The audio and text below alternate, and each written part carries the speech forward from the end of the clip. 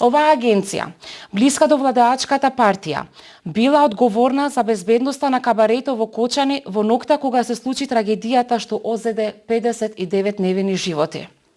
Затоа, владата има обврска да му даде на јавноста јасни одговори. Кои се другите клиенти на Рубикон? Дали имале регуларни безбедности договори и лиценцирани обезбедувачи? Дали Министерството за внатрешни работи некогаш извршило инспекција или контрола врз оваа агенција? Дали оваа компанија се штити поради незините врски со власта? Дали е вистина дека агенцијата оценува компании да ја ангажираат, повикувајќи се на незината поврзаност со високи партиски авторитети? Наместо да ја користи правдата за да ги напаѓа политичките противници, владата треба да презеде одговорност за своите неуспеси и за оние кои навистина се одговорни за оваа трагедија.